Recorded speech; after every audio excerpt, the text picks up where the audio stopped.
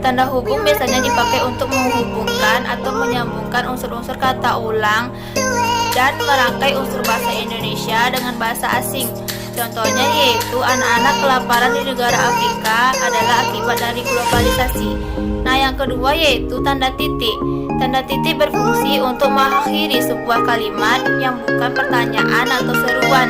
Contohnya yaitu Dokter Adit sedang mengobati orang sakit. Nah, yang ketiga yaitu tanda koma.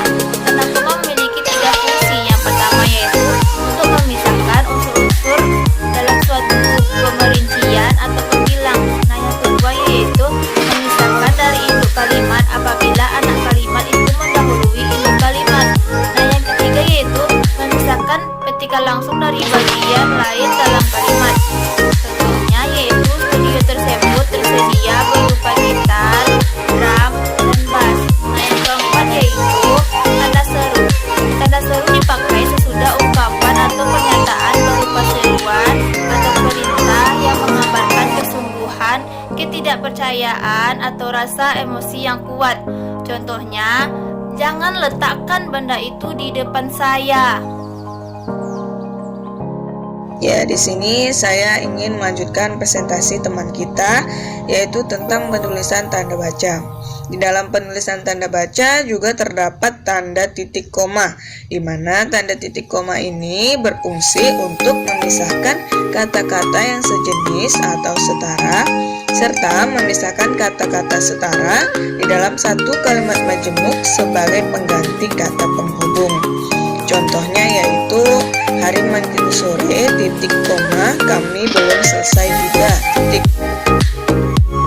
Selanjutnya yaitu tanda elipsis, di mana tanda elipsis ini biasa dilambangkan dengan titik-titik-titik. Tanda elipsis digunakan untuk menyatakan hal-hal sebagai berikut. Yang pertama yaitu menggambarkan kalimat yang terputus-putus dan menunjukkan bahwa suatu petikan ada bagian yang dihilangkan. Contohnya yaitu tanda petik plak titik-titik-titik alhamdulillah titik-titik-titik tanda petik kuda itu berjalan dengan cepat sampai-sampai orang itu tidak bisa mengendalikannya. Di depan terlihatlah jurang yang sangat dalam titik. Ya, selanjutnya yaitu tanda titik dua, di mana tanda titik dua ini digunakan dalam hal-hal sebagai berikut.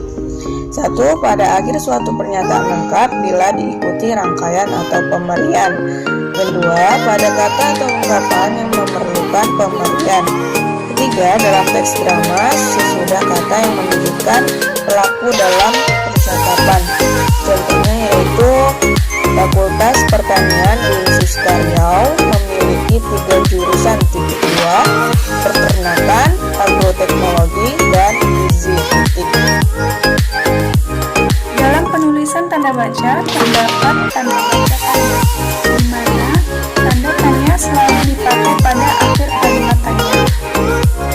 Tanda tanya yang dipakai dan diletakkan di dalam tanda kurung menyatakan bahwa kalimat yang dimaksud disangsikan atau kurang dapat disebutkan kebenarannya. Contoh, siapa Presiden Indonesia saat ini? Selanjutnya, tanda kurung. Tanda kurung dipakai dalam hal-hal berikut ini. 1. Mengampit tambahan keterangan atau penjelasan. 2. Pengampit keterangan atau penjelasan yang bukan bagian pokok pembicaraan. Ketiga, mengampit atau huruf yang memperinci satu seri keterangan.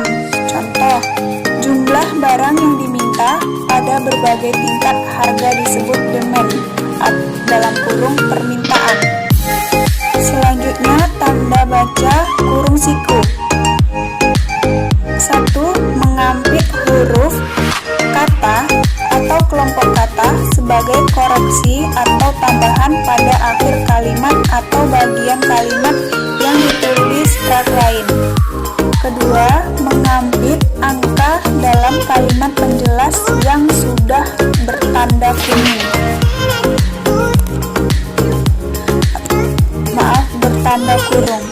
Contoh, persamaan akuntansi ini dalam kurung perbedaannya ada di bab 1.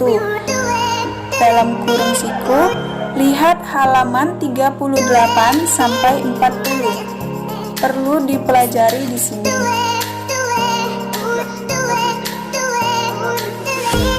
Dalam petikan lain, mengambil terjemahan atau penjelasan